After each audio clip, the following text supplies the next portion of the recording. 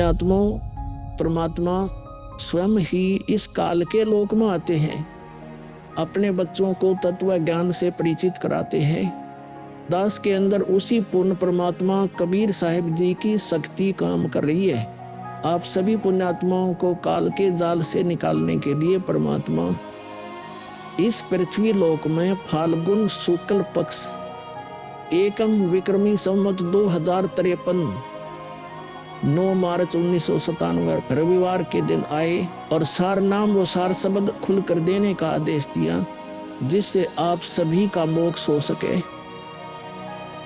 इसके बाद इस आध्यात्मिक ज्ञान के प्रचार प्रसार में बहुत तेजी आई और आज आप सभी पुण्यात्माओं को अपने निज घर की और परमात्मा की पहचान हो पाई। 600 साल पहले परमात्मा को ना पहचान कर हम काल के जाल में धोखे से रह गए थे। अब की बार दास को आम संत समझकर धोखा मत खा जाना। यदि आप इस परमात्मा के तत्व ज्ञान से पूर्णतः परिचित हो चुके हो तो दास के इस इशारे को समझकर अपना उद्धार करवा लेना और अपने अन्य भाइयों बहनों को भी कबीर परमात्मा का यह सच्चा मार्ग समझाना। दास को कबीर परमात्मा का मिलना आप सभी के जीवन के कल्याण का कारण बन रहा है। आपको अब उस दिन की घटना के बारे में बताता हूँ। ये सत्य घटना उस दिव्य प्रसंग की है जो आज तक केवल एक रहस्य था। वो रहस्य सालों पश्चात अब आपके सामने प्रस्तुत होने जा रहा है। संत रामपाल जी महाराज जी के जीवन का वो महत्वपूर्ण दिन जिसके विषय में उन्होंने आज तक भक्त समाज के समक्ष केवल सांकेतिक और आंशिक वर्णन किया था, अब उनकी आज्ञा से वो दिव्य प्रसंग विस्तार से प्रस्तुत हो रहा है। ये प्रसंग उस दिन का है जिस दिन संत रामपाल जी महाराज जी को कबीर परमेश्वर जी स्वयं इस धरातल पर आकर मिले थे। हे गुरुदेव राम देवानंद जी महाराज, ना जाने आपने इस दास में क्या देखा कि आपने इस दास को इतनी बड़ी जिम्मेदारी दे दी। अपने बाद मुझे गुरु पद पर बैठा दिया। ये दास अपनी आखिरी सांस तक आपके द्वारा दिया गया जगत कल्याण के मार्ग और मोक्ष के कार्यों को पूरा करने के लिए समर्पित रहेगा। परमात्मा का सत्य ज्ञान और सच्चा मंत्र हर घर तक पहुंचा के छोड़ूंगा, फिर चाहे कुछ भी बीते मेरे साथ। ये दास आजीवन परमात्मा के मार्ग में कार्यरत रहेगा। ये फाल्गुन शुक्ल पक्ष एकम विक्रमी संवत 2053 9 मार्च 1997 रविवार की बात है। संत रामपाल जी महाराज हरियाणा के झज्जर जिले के एक झाड़ली कस्बे में गरीबदास जी महाराज जी की वाणी का पाठ करने गए थे। वहां किसी कारणवश पाठ रद्द होने की वजह से वे वापस आ रहे थे। वहां से लौटते समय संत रामपाल जी महाराज कबीर परमात्मा की याद में मग्न अपने दुपहिए वाहन पर सवार वापस लौट रहे थे। संत रामपाल जी महाराज स्कूटर को रास्ते में एक चाय की दुकान के पास रोक देते हैं। राम राम महाराज जी। राम राम भगत जी। महाराज जी चाय समोसा लगा दूं?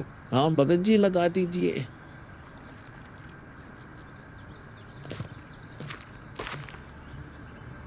इस बोले भगत को भी परमात्मा का तत्व ज्ञान समझाना चाहिए। भगत जी, कबीर परमात्मा की भक्ति करनी चाहिए। मनुष्य जीवन हमें सिर्फ इसीलिए मिलता है। मानुष जन्म दुर्लभ है ये नलन बोरे, जैसे तरवर से पत्ता टूट गिरे वो बोर न लगता डोरी। भगत जी, इस काल लोक का कोई भरोसा नहीं है, न जाने कब किस पर क्या बिजली गिर जाए। इसलिए कहता हूँ आपको कि कबीर परमात्मा से जुड़ जाओ, नाम दीक्षा लेकर अपना कल्याण करवा लो। वो कबीर परमात्मा यह भी आपकी और आपके परिवार की रक्षा करेगा और मृत्यु के बाद सीधा मोक्ष को प्राप्त कर जाओगे। ठीक कहते हो महाराज जी। ये कबीर परमात्मा ऐसे गंदे लोक में जहाँ आदमी की जिंदगी का पल का भरोसा नहीं, व्यक्ति यहाँ जी कैसे रहा है ना जाने कब क्या हो जाए, कब कौन सी बीमारी हो जाए, कब दुर्घटना हो जाए, कब कोई संसारिक आपदा आ जाए। दाता, आपकी भक्ति के बिना यहाँ किसी को ना सुख मिल सकता है और न ही मोक्ष। ये बात ये बोले जीव कब समझेंगे? आखिर ये अज्ञान अंधेरा कब दूर होगा दाता? आप ही दया करेंगे कबीर परमेश्वर। ये बोले जीव तो अपना जीवन आपकी भक्ति के बिना व्यर्थ ही कर रहे हैं।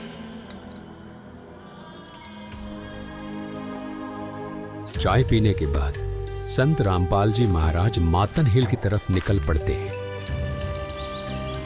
बिन उपदेश अचंभ है, क्यों जीवत है प्राण, और भक्ति बिना काठोर है, ये नर नहीं पाषाण। आगे चलकर संत रामपाल जी महाराज स्कूटर को एक पुलिये के पास रोक देते हैं। इस पुलिये की खास बात ये थी कि संत रामपाल जी महाराज जी ने इस पुलिये को सिंचाई विभाग में जूनियर इंजीनियर रहते हुए स्वयं बनाया था। क्योंकि यह पूरा क्षेत्र जंगल नुमा था, इसलिए संत रामपाल जी महाराज जी को इस पुलिये पर बैठना बहुत अच्छा लगता था और नौकरी के दौरान वो इस पुलिये पर बैठकर परमात्मा की याद में खो जाया करते थे। हे दयालु कबीर परमात्मा, आप जी हम नीचों के लिए 600 वर्ष पहले एक धानक रूप धारण कर इस गंदे लोक में 120 वर्ष तक रहे। आप जी को गर्म तेल के कढ़ाई में डाला गया, खूनी हाथी से मरवाने की कोशिश की गई, दरिया में डुबोकर मारने की कोशिश की गई। आप जी को बदनाम करने हेतु झूठी चिट्ठी डाली गई। आपके साथ कितने जुल्म ढाए गए, फिर भी हे दयालु कबीर परमात्मा, आपने क्या कुछ नहीं किया। अपनी सतलोक से बिछुड़ी आत्मा को अपनी शरण में लेने के लिए, इस तत्व ज्ञान को सब जीवों तक पहुंचाने के लिए।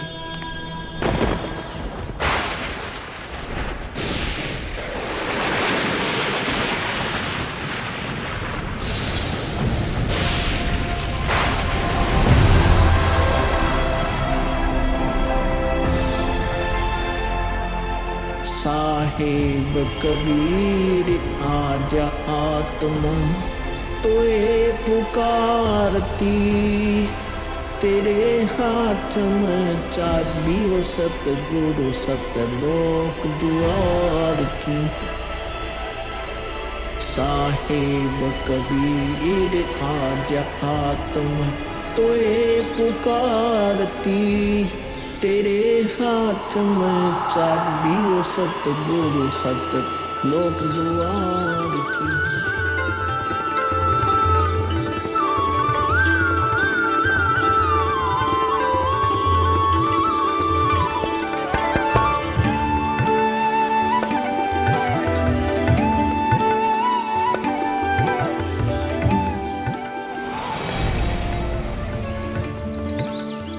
राम राम भगत जी। राम राम। आओ भगत जी बैठिए, खड़े क्यों हो? संत रामपाल जी महाराज अपने परने को पुलिया की दीवार पर बिछा देते हैं और महात्मा जी से बैठने का आग्रह करते हैं। कहाँ से आए हो बेटा, क्या करते हो? भगत जी, वैसे तो मेरा गांव धनाना है, जिला सोनीपत में पड़ता है। अब एक छोटा सा मकान बनाकर रोहतक में रहता हूँ। जूनियर इंजीनियर था, लेकिन अब नौकरी छोड़ दी है। बेटा, तेरे धनाना और रोहतक वाले घर के बारे में तो मैं अच्छी तरह से जानता हूँ और यह भी जानता हूँ कि तेरे 2 पुत्र और 2 पुत्री हैं। मैं तो यह पूछ रहा था कि इस जन्म से पहले तेरा घर कहाँ था? अरे, इन महात्मा जी को मेरे बारे में इतना कैसे पता है? महात्मा जी, जन्म से पहले हम सतलोक में थे, वही हमारा घर था। लगता है ये भगत जी राधा स्वामी पंथ के अनुयायी हैं। इनको सत्य का ज्ञान कराना चाहिए। मेरे गुरुजी स्वामी रामदेवानंद जी हैं। मेरे भगवान कबीर देव जी सृष्टि के रचनहार हैं, वही सतपुरुष है। कुछ पंथ वाले सतलोक के विषय में तो बताते हैं, लेकिन वे सतपुरुष को निराकार बताते हैं, जो कि बिल्कुल झूठ है। भक्त जी, मैं स्वयं संत गरीबदास जी के पंथ से जुड़ा हूँ। संत गरीबदास जी गांव छुड़ानी जिला झज्जर वाले थे और उनको 10 वर्ष की उम्र में कबीर परमात्मा जी जिंदा महात्मा के रूप में मिले थे। उसके बाद कबीर परमात्मा जी गरीबदास जी की आत्मा को अपने साथ सतलोक ले गए थे और वहाँ की सारी व्यवस्था दिखाकर उन्हें इस धरती पर वापस छोड़ा था। फिर उन्हीं बालक गरीबदास ने सतलोक के बारे में बताया कि ऊपर सतलोक है, वहाँ सारी सुख सुविधा उपलब्ध हैं, सदाबहार बाग हैं, नर नारी की सृष्टि है। वहीं पर एक गुम्मट युक्त महल में कबीर परमात्मा जी सिंहासन पर बैठे हुए हैं और वहीं से कबीर परमात्मा जी इस सृष्टि को चला रहे हैं। हम सब वहीं रहा करते थे, वही हमने जाना है। जो सतलोक में केवल प्रकाश ही प्रकाश बताते हैं उनका ज्ञान गलत है, वे मोक्ष प्राप्त नहीं कर सकते। भक्त जी उस बालक गरीबदास ने वाणियों के माध्यम से बताया है कि गरीब अनंत कोटि ब्रह्मांड का एक रति नहीं भार, सतगुरु पुरुष कबीर हैं कुल के सिरजनहार। कौन कबीर? हम सुल्तानी नानक तारे दादू को उपदेश दिया, जाति जुलाहा भेद नहीं पाया, काशी माहे कबीर हुआ। बहुत आनंदित करने वाली बातें करते हो, और बताओ कुछ। इन्हें अपना ज्ञान अधूरा लग रहा है, हो सकता है ये नाम दीक्षा लेकर परमात्मा से जुड़ जाए। भक्त जी अगर आपको अपना कल्याण करवाना है तो एक ही तरीका है, नाम दीक्षा। मेरे पूज्य गुरुजी ने मुझे नाम दीक्षा देने का आदेश दे रखा है। मैंने अपना घर और नौकरी छोड़ दी है, अब गुरुदेव जी की ही आज्ञा अनुसार प्रचार और दीक्षा देने का पवित्र कार्य कर रहा हूँ। बेटा, क्या तुम्हारे गुरुजी ने तुम्हें सारनाम और सार शब्द देने का भी आदेश दिया है? इन्हें कैसे पता सारनाम सार शब्द के बारे में? गुरुदेव की आज्ञा थी कि अभी सारनाम को सार्वजनिक नहीं करना है। उन्होंने कहा था कि मुझे स्वयं परमेश्वर कबीर जी मिलेंगे और वही मुझे सारनाम को सार्वजनिक करने का सही समय बताएंगे। तब तक यह सारनाम केवल विशेष विश्वास पात्र अनुयायियों तक सीमित रखना है। बेटा रामपाल, मैं ही सत्य पुरुष कबीर हूँ। अब वह समय आ गया है सारनाम और सार शब्द प्रदान करने का। वह भक्त जी, मैंने आपको बता दिया कि कबीर परमेश्वर मुझसे मिलने आएंगे, तो आप स्वयं ही कबीर परमेश्वर बन बैठे। मैंने अपने गुरुजी से पूछा था कि हे गुरुदेव, मैं कैसे पहचानूंगा जो मुझे मिलेंगे कि वे कबीर भगवान हैं? गुरुजी स्वामी राम देवानंद जी बोले, यह विश्वास करवाना, वो पहचान करवाना उनका काम है। तभी तो मैं बता रहा हूँ, मैं ही सत्य पुरुष कबीर हूँ। कबीर परमेश्वर जी सबको जिंदा बाबा के वेश में मिले हैं, आप तो जिंदा बाबा वाले वेश में नहीं हो। जिंदा महात्मा तो मुसलमान साधु होते हैं। मुसलमान धर्म तो अभी 1500 साल पहले ही बना है। मेरा असली वेश तो यही है जिस रूप में मैं तुम्हारे सामने खड़ा हूँ। रामपाल, तुम मेरी परम हंस आत्मा हो। जगत कल्याण के लिए मैंने ही तुझे भेजा है। अब सही समय आ गया है सार नाम और सार शब्द देने का। मैं कभी सिर पर मुकुट, कभी पगड़ी, कभी टोपी धारण कर लेता हूँ। चारों युगों में आता हूँ। सतयुग में सत सुकृत नाम से, त्रेता युग में मुनींद्र नाम से, द्वापर युग में करुणामय नाम से और कलयुग में अपने वास्तविक नाम कबीर देव यानी कबीर नाम से आता हूँ और तेरे जैसी हंस आत्माओं से मिलकर उनका भ्रम दूर करता हूँ। लेकिन अगर तुझे केवल जिंदा महात्मा के रूप में विश्वास है तो मैं तुझे अपना वो रूप भी दिखा देता हूँ। ये देख।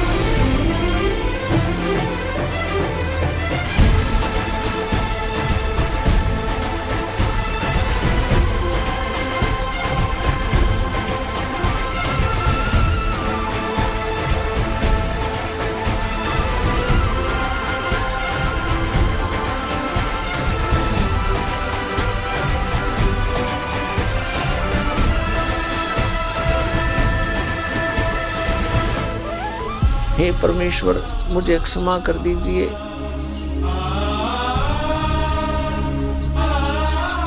मुझसे अनजाने में गलती होगी।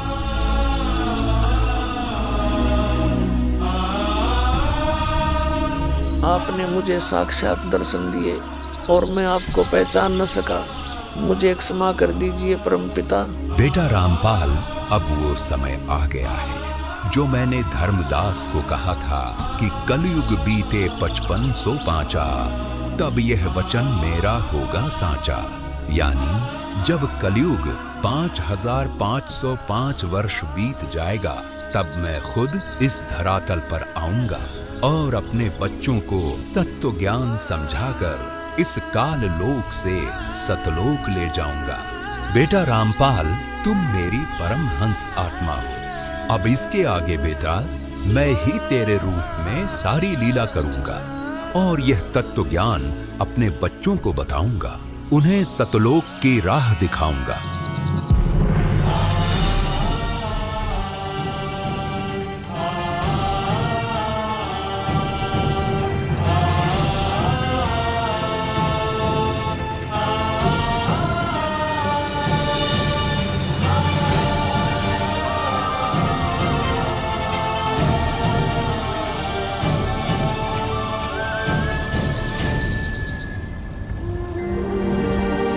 इस प्रकार कबीर परमात्मा संत रामपाल जी महाराज जी को सह शरीर सतलोक भेज देते हैं और अपनी लीला को आगे बढ़ाते हैं।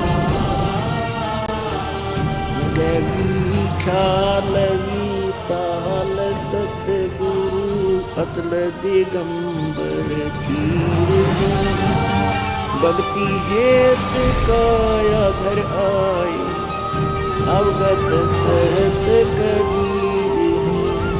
भक्ति हेत काया घर आए अवगत सहत कबीर।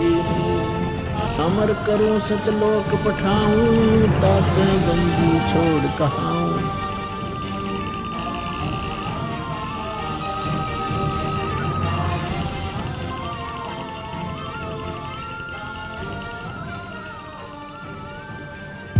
इस प्रकार कबीर परमात्मा संत रामपाल जी महाराज जी को सह शरीर सतलोक भेज देते हैं और स्वयं सर्व सृष्टि रचनहार कबीर परमात्मा संत रामपाल जी महाराज जी के रूप में संपूर्ण संसार का उद्धार करने के उद्देश्य से इस पवित्र मिशन पर निकल पड़ते हैं। संत रामपाल जी महाराज जी के रूप में कबीर परमात्मा स्वयं को छिपाए हुए हैं। उनके इस लीला को समझना आम जीव की समझ से बहुत दूर है। एक संत के स्वरूप में परमात्मा के अभिनय की ये अद्भुत सच्चाई भक्त समाज के लिए जानना बहुत जरूरी था। साक्षात कबीर परमात्मा के स्वरूप बंधी छोड़ सद्गुरु रामपाल जी भगवान की जय हो। अब बच्चों, ज्ञान पूरा आ चुका है और वो ठीक का समय आ गया है। गुरु पूरा, ज्ञान पूरा, भगवान पूरा, सब ही नारी नर शुद्ध तक। जब ठीक का दिन आवंत, कपट चातुरी छोड़ के शरण कबीर गहनत। बच्चों, वो ठीक का दिन आ गया। चारों तरफ डंका बोल गया दाता का। कहाँ उग्र, कहाँ शूद्र हो, चाहे कोई नकम्मा डाकू लटेरा है, चाहे कोई छोटी जाति समझते हो आपको, हरे सबकी भाव पीर परमात्मा। वो संत जो मेरा भेजा होगा, भेजा हुआ आएगा, वो सब के दुख दूर करेगा। हरे सबकी भाव पीर, सो समान समदृष्टि है समृत सत कबीर। वो एक समान समदृष्टि का है, सबको एक दृष्टि से एक समान प्यार देगा, सबको एक जैसा व्यवहार देगा, एक जैसा सच्चा नाम सतनाम सार शब्द देगा। वो समृत सत कबीर ही होगा। बोलो बंदी छोड़ कबीर साहब की जय हो।